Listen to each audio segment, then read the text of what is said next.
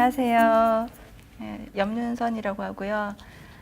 이번에 이제 모의고사 이제 문제풀이 진행을 하게 됐습니다.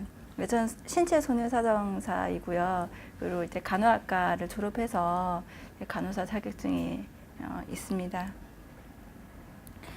지금 이제 그 시험을 해마다 이제 출제되는 문제를 살펴보면 우선 한 60% 정도는 이제 상해에서 문제가 나오고 나머지 40% 정도는 이제 질병에서 나오는데 뭐 여태까지 이제 기출 문제나 아니면 모의고사를 좀 보셔서 잘 아시겠지만 상해 파트에서는 조금 나오는 문제가 조금 좀 일반화돼 있다라고 할 수 있어요.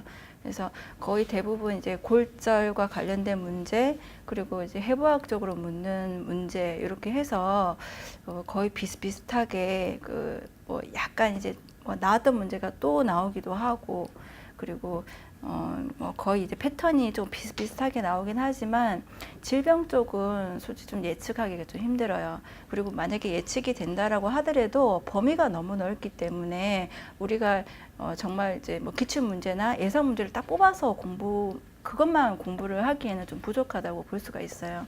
그래서 뭐 지금 우선은 한 달 정도 남았기 때문에 우선 처음부터 의학을 뭐 기본서를 가지고 공부를 할 수는 없긴 하지만 지금 이제 모의고사나 이래 좀 이런 거를 좀 중점적으로 해서 공부를 하시고, 만약에 뭐 공부를 안 한 부분이 나왔다라고 하면 정말 그냥 그거는 문제를 그냥 포기하고 넘어갈 수밖에 없는 것 같아요. 그래서 작년에도 뭐 이렇게 수치를 묻는 문제가 꽤 나오긴 했는데, 이게 지금 문제를 이제 출제하시는 분들이 좀 이제 그 일반인이 아니시고 또 의사들이 문제를 내시는 데다가 나중에 그분 출제를 하셨던 분들이 또 채점을 하시거든요.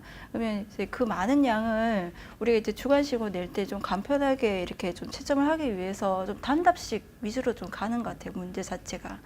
그래서 우리가 이제 뭐 이제 상해 부분도 그렇지만 질병 부분도 전체적인 이런 뭐 기전이나 뭐 어떤 식으로 왜 이게 되는지도 알아야 되겠지만, 우리가 중요하게 생각하는 그 수치, 그 정상 범위, 이런 것도 조금 정리를 하셔야 될 것 같아요. 그래서 공부를 우선은 우리가 이제 모의고사 볼 때 첫 번째 시간이 의학이거든요. 그래서 조금 이렇게 썸머리 했던 거나 아니면 모의고사를 좀 들고 가셔가지고 우리가 이제 결국에는 또 암기가 돼야 되거든요. 근데 암기가 이제 돼야 되는데 우리가 좀 잊어버릴 수가 있으니까 시험 치기 바로 한 20분, 30분 전에 좀 이게 처음부터 끝까지 이러고 좀 잘 안 외워지는 부분을 중점적으로 해서 좀 이렇게 좀 가져가셔서 외우는 방법도 하나의 방법이라고 생각됩니다. 요즘에는 시험 시간이 부족해가지고 문제를 못 푸는 경우는 거의 없거든요. 저 같은 경우에도 이제 뭐 거의 뭐 한 20분 내로 문제를 다 풀 정도로 우리 굉장히 시간이 많이 남을 거예요, 의학 같은 경우에는. 그래서 뭐 이제 너무 시간에 쫓겨가지고 문제를 푸시지 마시고요. 그리고 문제를 잘 읽으셔야 돼요. 예전 같은 경우에는 우리가 이제 문제에 대한 답이 뭐 이제 지연유압에 관련된 건데, 이제 문제를 좀 잘 못 읽어서 부정유압으로 생각을 하고 이제 답을 푸시는 경우도 있거든요. 그래서 좀 문제도 조금 좀 디테일하게 좀 읽으셔야 될 것 같아요. 자, 지금 이제 첫 번째 문제 들어가도록 할게요. 이제 골절에 관련된 문제인데, 1번에 이제 문제를 보면 골절의 정의를 문제에서 이렇게 이렇게 적어 놨어요. 그래서 뭐 만약에 뭐 골절에 대해서 정의를 하시오라고 이렇게 기본적으로 나오면 좋긴 좋겠지만 아마 그런 문제는 나오진 않을 거고, 그렇다고 하더라도 우리가 골절을 그냥 뭐 뼈가 부러졌다라고 이제 이야기하는 것보다 뭐 뼈의 연속성이 완전 또는 불완전하게 끊어지는 상태, 요런 식으로 조금 이렇게 알아두셔야 되거든요.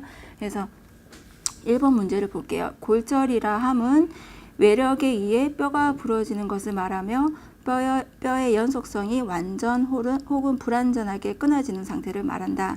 골절을 손상 기전에 따라 분류하시오라고 돼 있어요. 자, 골절을 우리가 지금 여러 부분으로 해서 우리가 분류를 할 수 있거든요. 그래서 뒤에 이제 참조를 보시면 우리가 이제 지금 문제에서는 손상 기전에 따른 분류를 하라고 했지만 이 골절을 해부학적인 위치에 따라서 분류를 할 수도 있고요. 그 다음에 골절 정도에 따라서 분류를 할 수도 있어요. 골절이 이제 완전 양쪽 피질골이 완전 이렇게 골절이 된 완전 골절이 있고, 그리고 한쪽 면 피질골만 이렇게 파괴가 된 불완전 골절이 있는 골절을 분류를 할 수 있거든요. 그리고 이제 골절을 분류하는 방법 중에서 골절면의 방향에 따라서 또 분류를 하는 방법이 있고요. 그리고 골절 편의 수에 따라서 또 분류를 하는 방법이 있고, 골절의 안정성, 그러니까 불완전한 골절인지 안정성 골절인지에 따라서 분류하는 방법이 있고, 그리고 개방청 동반 유무에 따라서 또 분류를 하는 방법이 있어요. 그래서 문제를 우리가 이제 골절의 분류 방법을 쓰세요라고 한다면 해부학적 위치에 따른 분류, 손상 기전에 따른 분류, 골절 정도에 따른 분류 쫙쫙쫙 쓰면 되지만, 여기서 골절을 손상 기전에 따라 분류를 하시오라고 나와 있으면 이 손상 기전에 관련된 분류만 작성을 하시면 되고요. 그리고 여기서 만약에 비슷하게 만약에 나온다고 한다면 골절면의 방향에 따라서 분류하시오, 아니면 골절의 수에 따라서 분류하시오, 이런 식으로 또 나올 수가 있어요. 그래서 문제는 지금 1번 문제는 손상 기전에 따른 분류이지만 우리가 이제 골절을 분류하는 그 여러 가지 7개 카테고리까지 좀 다 알고 계셔야 돼요. 그래서 이제 우선은 이제 해부학적인 위치에 따라서 한번 분류를 한다라고 한다면, 우리가 이제 뼈를 우리가 이제 분류를 할 때 가장 많이 쓰는 그 뼈가 대퇴골이거든요. 대퇴골. 네, 대퇴골은 이제 우리 몸에서 가장 긴 뼈, 큰 뼈라고 생각하시면 돼요. 장골이고, 요렇게 관절 골두가 있고요. 대퇴골두가 있고, 이게 목이에요. 목, 관절목. 그 다음에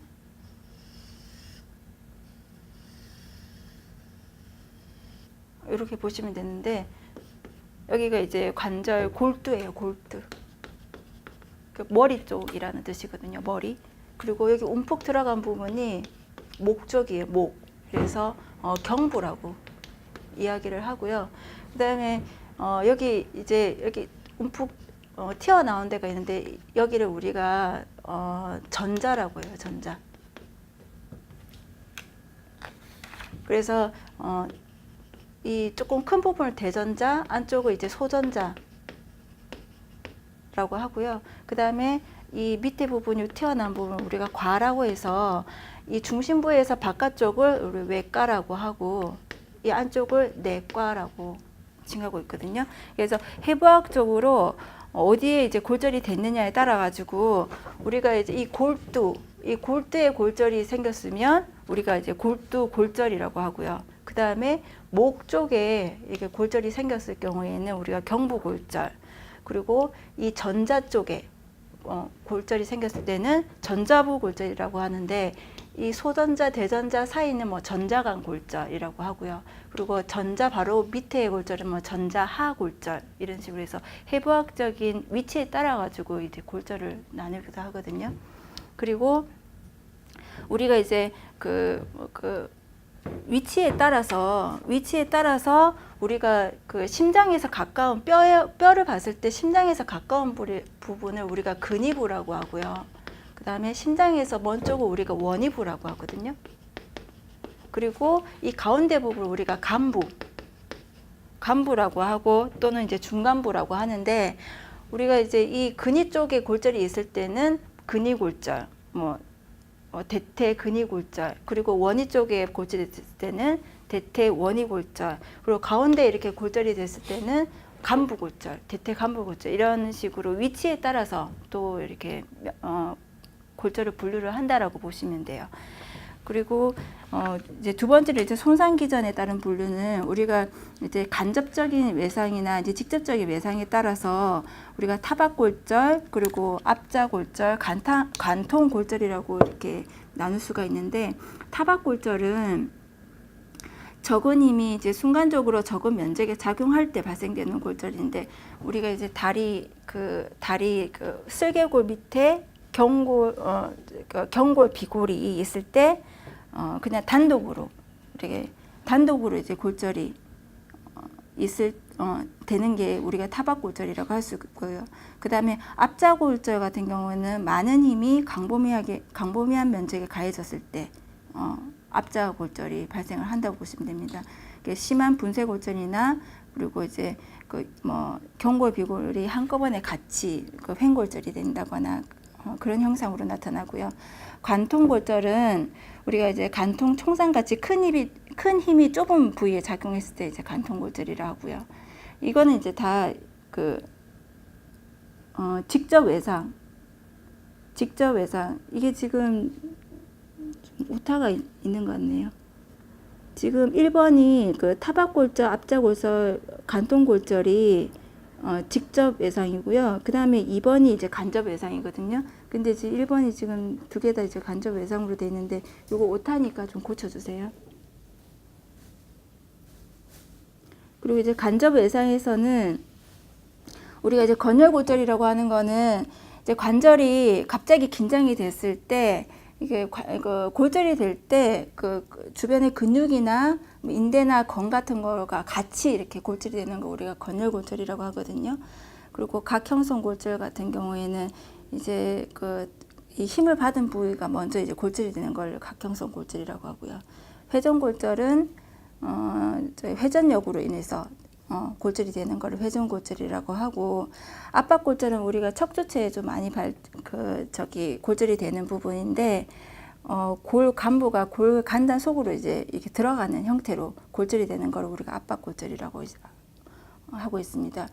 그리고 우리가 이제 손상기전에 따른 분류 중에서 우리가 간접 외상이나 직접 외상으로 인해서 이제 뼈가 골절이 되지만, 우리가 큰 힘이, 우리 골절 같은 경우는 굉장히 외부에서 큰 힘이 들어왔을 때 골절이 되는 형식인데, 피로골절하고 병적골절은 외부에서 큰 힘이 작용하지 않는데도 골절이 되는 특징을 가지고 있거든요.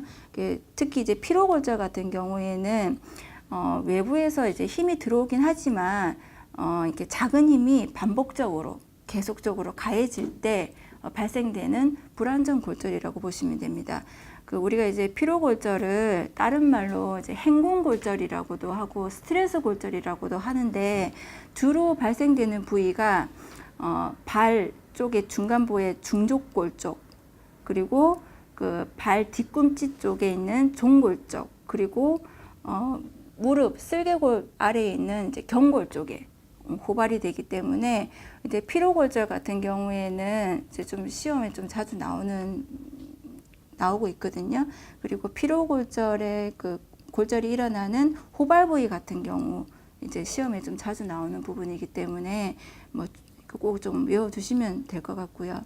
그 다음에 이제 병적 골절 같은 경우에는 우선은 이제 대표적인 게 우리 이제 골 감소증이나 골 다공증 골절이라고 보시면 되는데, 작은 외력에 의해서 발생되는 골절이라고 보시면 돼요. 그래서 주로 이제 뼈 자체에 염증이 있거나 아니면 종양이 있거나 아니면 이제 굉장히 이제 골 밀도가 굉장히 감소해 있을 때 약해져 있는 뼈에 발생되는 골절이라고 보시면 돼요. 그래서 림프종에 걸렸던 이제 여자아이가 방사선 조사를 굉장히 오랫동안 받았을 경우에 외력이 그리 크지 않았는데도 불구하고 허리 척추뼈가 부러지는 거, 이런 걸 이제 병적 골절이라고 보시면 돼요. 그 다음에 이제 골절을 분류하는 방법 중에서 이제 조금 정리를 조금 하시면 돼요. 그 골절 정도에 따라서 우리가 이제 불안정 골절과 완전 골절로 나눌 수 있는데, 이제 불안정 골절이라고 하는 거는 우선 이제 그 뼈의 양쪽 피질 피질골의 연속성이 이제 파괴가 이제 한쪽만 이렇게 나는 거를 이제 골절을 이렇게 뼈가 그러니까 양쪽으로 딱 두 동강이가 나는 게 아니라 이렇게 한쪽만 이렇게 이쪽 피질골은 이제 연속성이 유지를 하고 있고요. 한쪽 면만 이렇게 골절이 되는 거를 불안정 골절이라고 하는데 대표적인 게 우리 소아에서 이제 잘 그 골절이 되는 그 녹색 줄기 골절이라고 해서 우리가 이제 어린 그 줄기가 이제 골절이 될 때 완전 탁 이렇게 부러지는 게 아니라 한쪽 면만 부러지는 그런 형태라고 보시면 돼요. 그 다음에 이제 완전 골절 같은 경우에는 양쪽 피질골이 완전히 다 이렇게 소실되는 골절을 완전 골절이라고 보시면 되고요. 그 다음에 골절면의 방향에 따라서 우리가 이제 횡상골절은 옆으로 골절되는 거를 횡상골절이라고 하고요. 사상골절은 이렇게 사선으로 골절되는 거를 사상골절이라고 하고요. 나선상골절은 요렇게 이제 그 나선으로 골절되는 거를 나선상골절이라고 하거든요. 나선상골절 같은 경우에는 잘 일어나는 부위가 우리 상완골 골절 있죠. 상완골 골절 쪽에 나선상골절이 많이 일어나고 이 나선상골절이 예후가 안 좋은 이유가 뭐냐면 나선상골절로 인해 가지고 그 골절편 안에 우리가 이제 뭐 혈관이나 다른 기타 연부 조직 같은 게 이제 끼게 되면 더 이제 그 신경 손상이나 그리고 뭐 이런 그 합병증 같은 게 더 잘 생기기 때문에 이제 이런 나선상골절은 조금 더 예후가 안 좋다고 보시면 돼요. 그 다음에 종상골절은 이렇게 세로로 골절이 되는 거 우리가 종상골절이라고 하거든요. 그 다음에 골절편의 수에 따라 가지고 우리가 이제 골절편이 두 개로 딱 나눠지는 거를 우리가 단순골절이라고 합니다. 이렇게 해서. 그리고 이제 골절편의 수에 따라 가지고 그리고 이제 분쇄골절 같은 경우는 골절편이 3개일 경우에 뭐 이런 식으로 하나, 둘, 3개일 경우에 우리가 분쇄골절이라고 하고요. 분절골절 같은 경우에는 독립된 두 개의 골절이 있다고 보시면 됩니다. 이렇게. 그래서 골절편의 수에 따라서 이렇게 분류가 되고요. 그리고 골절의 안정성에 의해서 분류가 되는데 우선 이제 전이라고 하는 거는 그 해부학적 위치에서 이렇게 비켜가는 거, 벗어나는 걸 우리가 전이라고 하거든요. 그래서 안전성 골절 같은 경우에는 이제 그냥 이쁘게 골절이 되는 거를 우리가 이제 안전성 골절이라고 하고요. 불안전성 골절 같은 경우에는 이제 그 전이를 일으키는 골절을 우리가 불안전성 골절이라고 하고 있습니다. 그 다음에 이제 개방창 동반 유무에 따라 가지고 이제 개방창이라고 하는 거는 안에서 뼈가 부러지면서 이 바깥 피부를 뚫고 나오는 경우도 있고요. 그리고 바깥에서 피부가 이렇게 뚫리면서 안에 뼈가 보이는 거, 그리고 두 가지를 전부 다 우리가 개방창 골절이라고 하거든요. 그래서 개방창이 있는 골절을 우리가 개방성 골절이라고 하고요. 그리고 이제 개방이 없는 골절을 비개방성 골절이라고 하는데 이 개방성 골절이 좀 중요한 이유가 뭐냐면 개방창이 있느냐 없느냐에 따라서 이제 예후도 틀려지고 그 다음에 우리 손해사정자들이 보상하는 이런 보상 범위도 틀려지기 때문에 개방성 동반 유무도 조금 중요하다고 보여지고요. 그 다음에 우리 개방성 골절이라고 하면 아까 이야기했듯이 뼈가 부러지면서 바깥으로 튀어나오는 거, 그리고 이제 창상이 열리면서 뼈가 보이는 거 두 가지를 다 이제 개방성 골절이라고 보는데 우선 이제 개방성 골절의 주요한 치료 원칙이 제일 먼저 이제 감염을 예방하기 위한 창상 치료라고 보시면 됩니다. 이것도 이제 1번의 그 3번 관련된 문제랑 같이 이제 같은 거라고 보시면 되는데요. 지금 여태까지 이야기한 게 이제 골절을 분류를 한 거잖아요. 근데 이제 제가 처음에 이제 말씀드렸듯이 문제를 잘 보라고 이야기를 한 것처럼 이게 골절의 분류가 아니라 문제에서 골절 치유의 인자를 또 묻는 문제가 나올 수도 있거든요. 그럴 경우에 우리가 이제 밑에 보시면 이제 골절 치유 인자에서는 손상 인자, 그리고 환자 인자, 조직 인자, 치료 인자가 있는데 우리가 만약에 문제에서 골절 치유 인자 중에서 손상 인자에 대한 문제가 나올 수도 있어요. 그러면 우리가 골절을 분류할 때 손상기전하고 조금 헷갈릴 수가 있거든요. 그래서 요거는 어떻게 문제가 나오느냐에 따라서 답이 완전 틀려질 수가 있으니까 좀 헷갈리지 않게끔 좀 구분해서 알아두시면 되고요. 골절 치유인자도 잠깐 좀 보도록 할게요. 우리가 골절을 이제 골절이 딱 발생이 되면 골절이 치유되는 그 과정이 우리가 이제 처음에는 염증기, 그 다음에 우리가 이제 두 번째 단계가 복원기, 그리고 세 번째 단계가 우리가 재형성기 이렇게 되지 않습니까? 그런데 모든 사람들이 이런 일륜적인 과정을 모두 똑같이 거쳐서 골절이 치유가 되지는 않는다는 거죠. 그래서 어떤 식으로 손상이 됐는지에 따라서, 그리고 어떤 사람이 또 이제 골절이 됐느냐에 따라서, 그리고 뼈 자체에 어떤 문제가 있는지에 따라서, 그리고 치료를 어떤 식으로 했는지에 따라서 골절 치유가 이제 달라진다는 거죠. 그게 이제 골절 치유 인자라고 보시면 되거든요. 지금 이제 골절 치유 인자 중에서 손상 인자는 우선 이제 아무래도 손상이 뭐 심하냐, 그리고 이제 손상이 적으냐, 손상이 만약에 심하다고 하면 뼈가 부러지면서 주변의 연부 조직이나 혈관이나 신경을 같이 손상이 되겠죠. 그러면 이제 골절을 심하게 그리고 이제 골절을 이제 골절 자체의 손상이 심할수록 골절 치유가 늦어진다고 보시면 되는 거고요. 그 다음에 이게 이제 우리가 이제 그리고 두 번째가 이제 개방성 여부인데, 이게 이제 아까도 이야기했듯이 개방성이 되면 염증기가 길어진다고 보시면 되거든요. 그렇기 때문에 골절이 치유되는 이런 과정도 더 길어진다고 보시면 되고요. 그리고 골 결손이 어느 정도냐 따라서 골이 이제 어느 정도 이제 뼈가 붙는데 이제 한계점이 있거든요. 대략 한 0.5cm 정도의 골결손이 발생을 하면 골절 치유 이 과정도 굉장히 한 12개월, 18개월 정도 지연된다고 보시면 됩니다.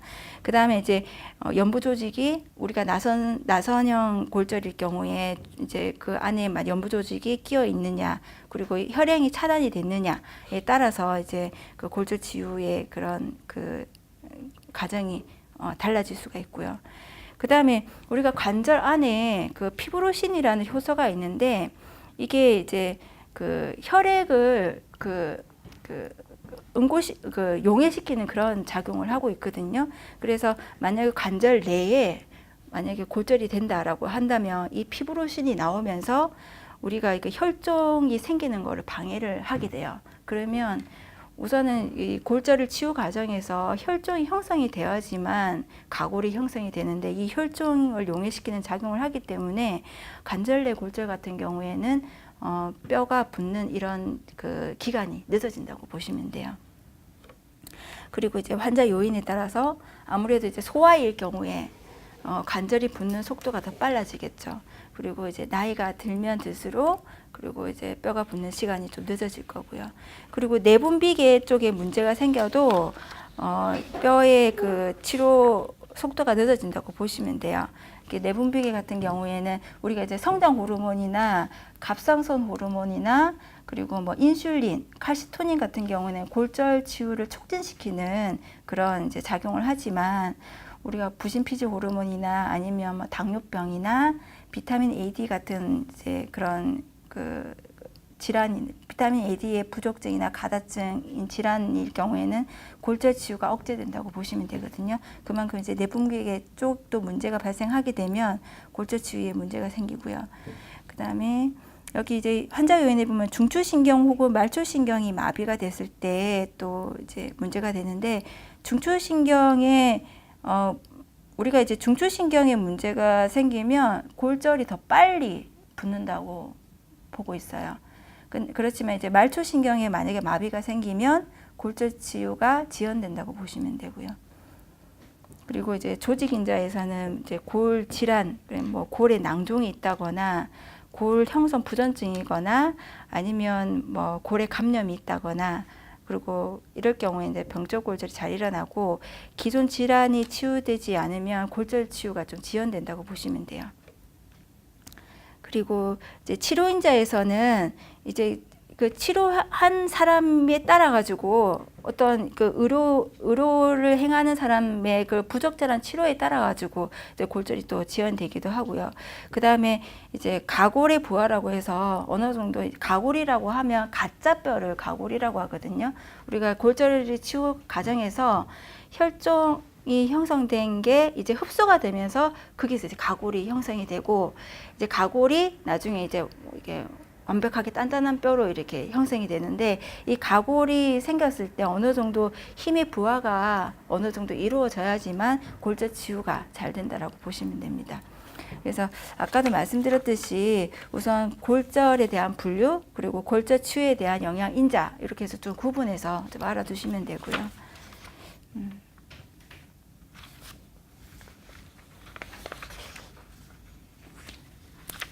2번 문제로 좀 넘어가도록 할게요. 교통사고로 인한 두부 손상 환자입니다. 의식의 그 다섯 단계를 GCS가 이제 글로스 고우 혼마 척도라고 이야기를 하죠. GCS 평가 기준으로 설명하시오라고 되어 있습니다. 우리가 이제 그 교통사고로 머리 쪽으로 손상이 되신 분들은 아무래도 의식이 굉장히 중요하고요. 그 의식을 평가는 꼭 의사만 하는 게 아니라 간호사도 하고 뭐 여러 사람이 의식을 평가를 하게 돼 있어요.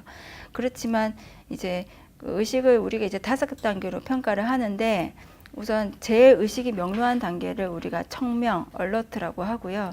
그 다음에 약간 이제 의식이 좀 떨어져 있는 단계인데 이제 계속 이제 깨우지만 환자가 계속 자려고 하는 상태를 우리가 기면 상태라고 하고 있습니다. 드로우지 상태라고 하고요. 그 다음에 그 아래 단계가 이제 혼미 상태인데 이제 스스로 이렇게 운동은 몸을 움직이면서 운동은 하고 있지만 의사소통이 되지가 않는 거예요. 지금 이름이 뭐예요? 여기 어디예요? 이렇게 이제 의료인이 물었을 때 적절하게 거기에 맞게끔 대답을 못하는 그런 상태라고 보시면 됩니다. 그리고 그 아래 단계가 이제 반혼수 단계인데요. 오직 그 외부 통증에만 이상적인 운동 반응을 보이는 상태인데 우리가 이제 통증이라고 하면 뭐 환자를 때리거나 이렇게 하진 않고요. 이 젖꼭지 부분을 굉장히 이게 꼬집으면 그게 굉장히 예민하고 민감한 부분이기 때문에 환자가 그게 반응을 하거든요. 그래서 그런 통증에 이상적인 운동만 하고 나머지 이제 뭐 움직이거나 이러지 못하는 상태를 우리가 반혼수 상태라고 하고요. 그 다음에 제일 아래 단계인 혼수 단계는 외부 통증에도 반응하지 않은 상태를 우리가 혼수 단계라고 합니다. 그래서 의식을 이제 우리가 5단계로 분류를 할 수가 있는데 이 5단계를 이제 여러 사람이 평가를 하게 되면 어떤 사람은 뭐 청명이나 뭐 혼수, 뭐 반혼수 같은 경우에는 뭐 거의 비슷비슷하겠지만 우리가 기면 단계나 혼미 단계는 어떤 사람이 평가를 하느냐에 따라서 기면일 수도 있고 혼미일 수도 있지 않습니까? 그래서 이거를 조금 더 점수화 시켜서 정확하게 평가하기 위한 그런 평가 방법이 이제 GCS, 글로스 고 코마 스케일이라고 해서 이 GCS 평가 방법이라고 하고요. 이 GCS 그 평가는 한 번만 하는 게 아니라 한 2-3번 정도 반복해서 측정을 해서 가장 좋은 점수를 기준으로 해서 평가를 한다라고 보시면 됩니다. 자, GCS는 우리가 이게 세부적으로 이제 그 본다면 이제 눈뜨기 기능, 그리고 언어 기능, 그리고 운동 기능 3가지로 분류를 할 수가 있는데요. 우리가 눈뜨기 기능에 보면 이제 항목이 4개가 있고 언어 기능에 보면 항목이 5가지가 있고 운동 기능은 항목이 6가지가 있는데 이 점수가 이제 눈뜨기 기능은 이제 1점에서 4점, 그리고 언어 기능은 1점에서 5점, 운동 기능은 1점에서 6점까지로 보시면 됩니다. 운동 기능이 점수가 제일 높다라고 보시면 되고요. 눈뜨기 기능, 언어 기능, 운동 기능을 다 합쳤을 때 총점이 15점으로 보시면 됩니다. 그래서 이 GCS를 이제 그 총점을 눈뜨기 점수의 이제 점수 항목, 언어 기능 항목, 운동 기능 항목을 다 합쳐서 만약에 15점이다라고 했을 때 우리가 아까 의식 단계에서 청명 단계라고 보시면 되고요. 그 다음에 GCS 점수가 13점에서 14점일 때 우리가 기면 단계라고 보시면 됩니다. 그리고 혼미 단계는 GCS 점수가 8점에서 12점, 반혼수의 경우에는 GCS가 4점에서 7점, 혼수의 경우에는 GCS가 3점 이하라고 보시면 되고요. 이 3점 이하 0점은 없어요. 왜냐하면 보시면 이제 눈뜨기 기능에서 제일 낮은 점수, 눈을 뜨지 않음이 1점이거든요. 그 다음에 이제 언어 기능에서도 이게 발어하지 않음이 1점이고, 운동 기능에서도 제일 낮은 점수, 전혀 움직이지 않은 않음이 1점이기 때문에 그 총점을 다 아무 반응이 없는 걸 다 합쳐도 이제 3점이라는 거죠. 그래서 3점 아래 점수는 없다라고 보시면 됩니다.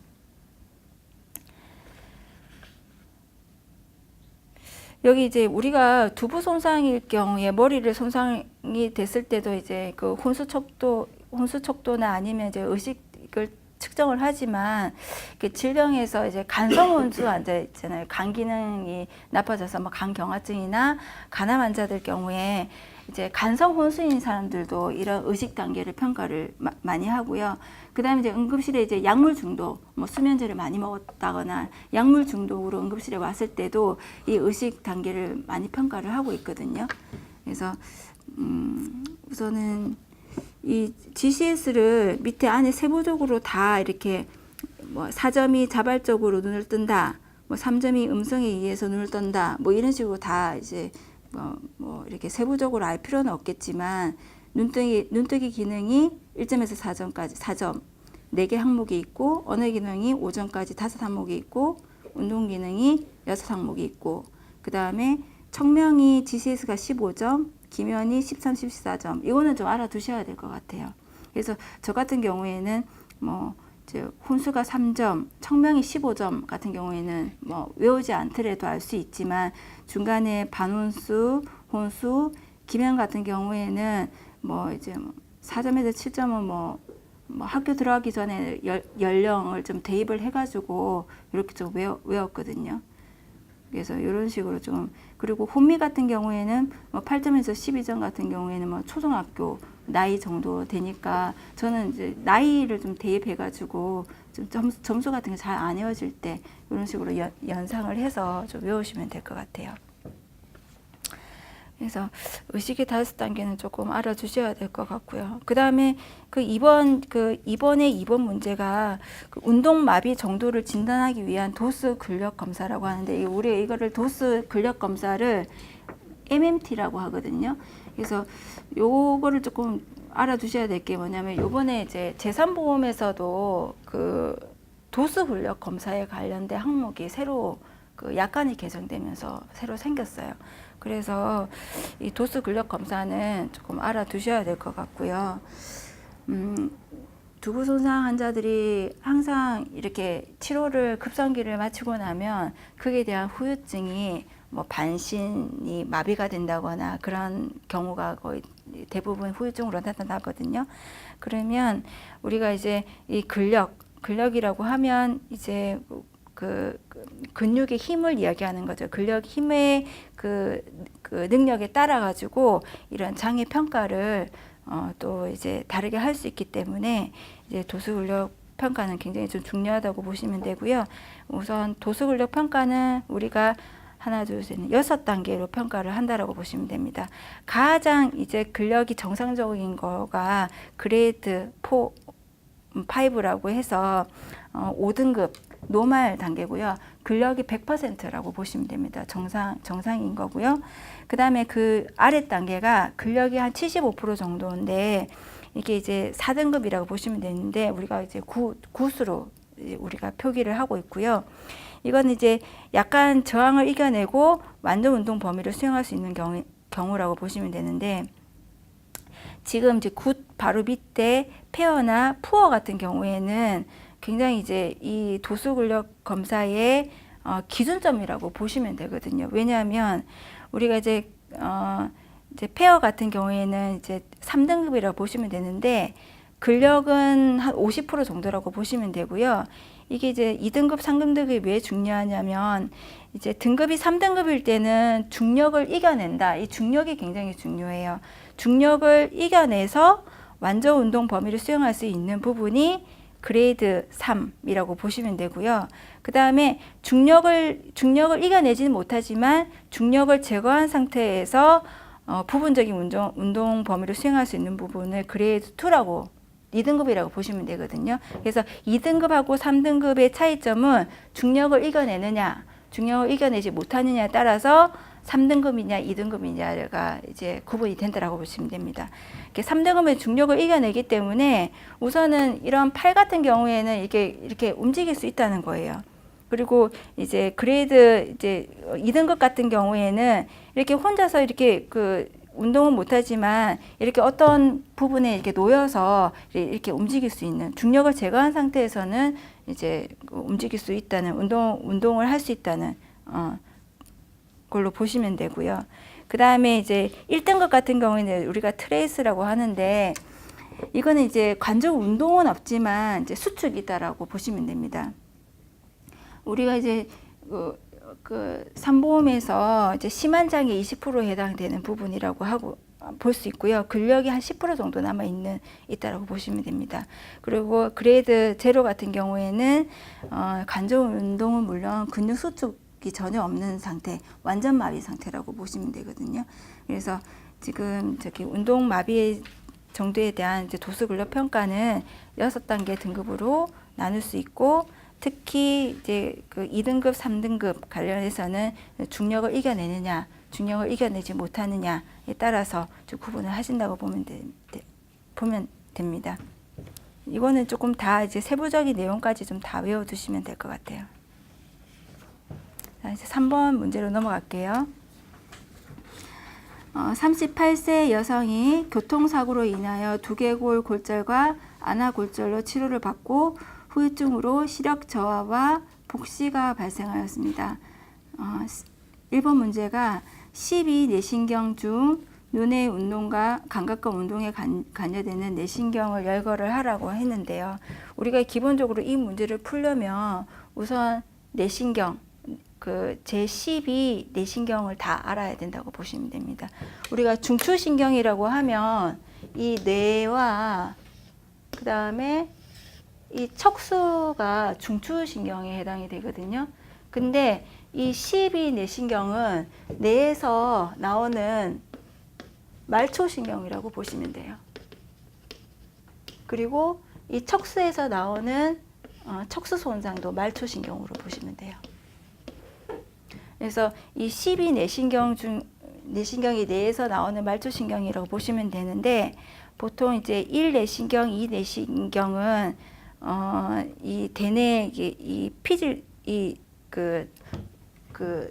1 내신경하고 2 내신경을 제외한 나머지 신경은 이 안쪽 뇌의 밑에 부분에 있는 우리가 이제 우리가 중뇌, 교, 연수를 우리가 이제 뇌간이라고 하거든요. 거기서 뻗어 나간다고 보시면 되고, 그래서 거의 대부분 이제 교통사고가 나거나 이렇게 두부 손상이 있는 분들은 1 내신경하고 2 내신경의 손상이 좀 많다라고 보시면 돼요. 그래서 우리는 12 내신경 자체가 뇌에서 나오는 말초신경이라고 보시면 되고요. 1 내신경이 우리가 이제 후신경, 그리고 2 내신경이 시신경, 3 신경이 이제 동안신경, 그리고 4신경이 활자신경, 그리고 5신경이 이제 3차 신경 해서 이제 외울 때 이제 앞 글자만 좀 따서 12 내신경을 좀 다 외우셔야 돼요.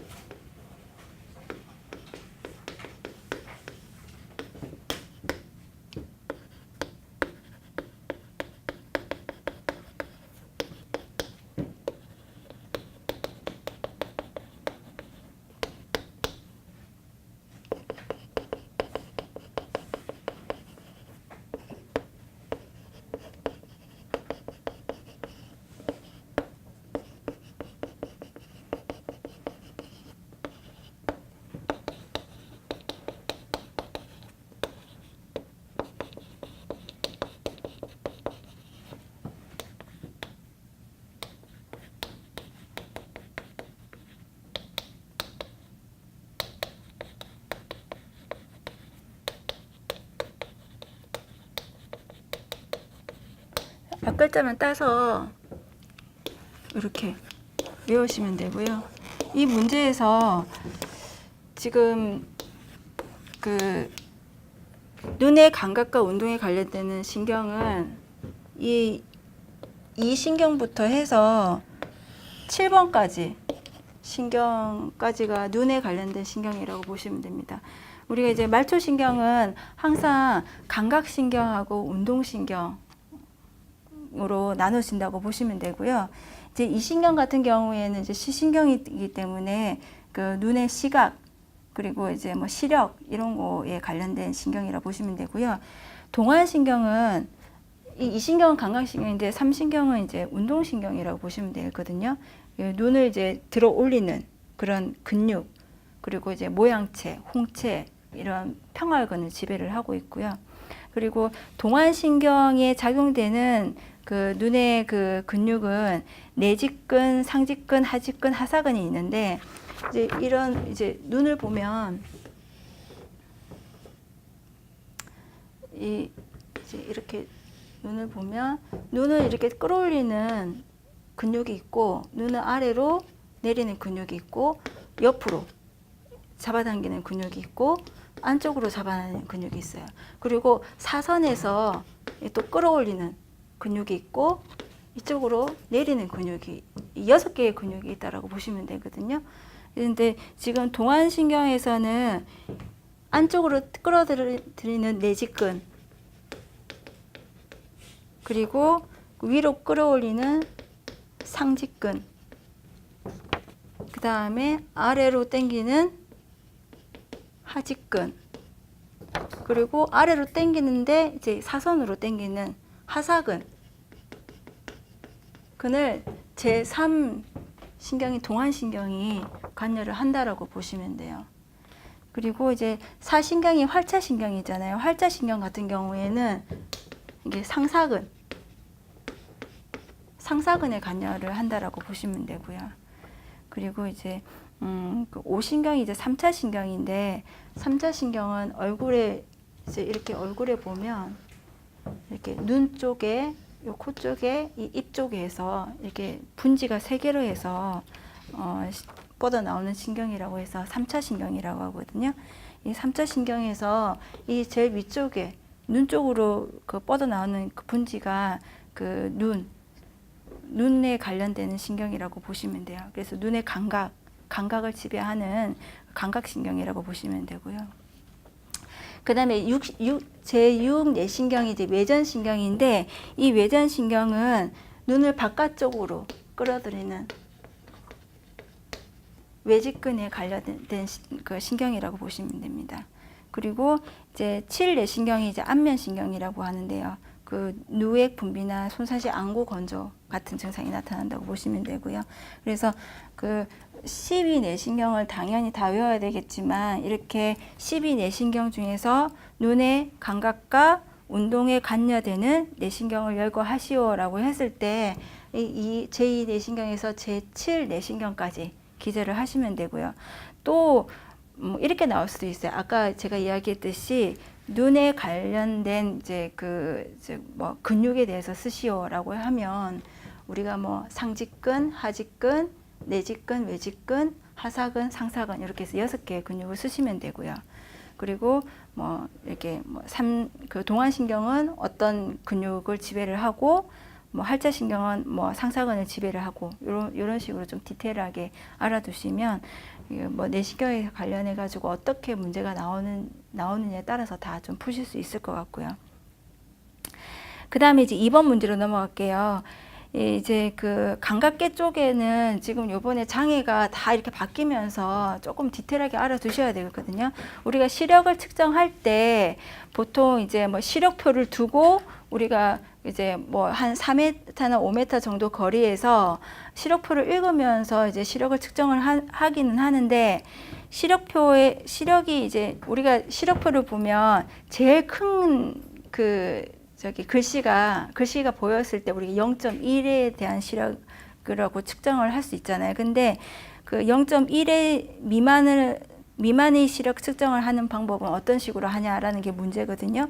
그래서 보통 이제 시력을 측정을 할 때 보통 이제 시력 측정하는 그 거리가 한 4m 이상이라고 보시면 돼요. 근데 이게 딱 정해져 있지 않고 어떤 시력표는 4m에서 하고 어떤 시력표는 5m에서 하고 뭐 이런 식으로 좀 다르게 정해져 있거든요. 그래서 최소 4m 이상에서 시력을 측정을 한다라고 보면 되고요.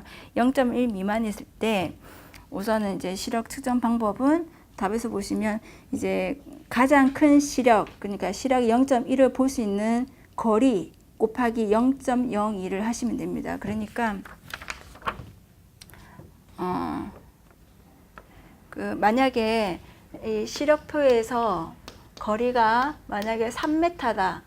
3m에서 제일 큰 시력 0.01을 볼 수가 있다. 0.1의 시력을 볼 수 있다라고 하면 3m 곱하기 0.02를 하면 돼요.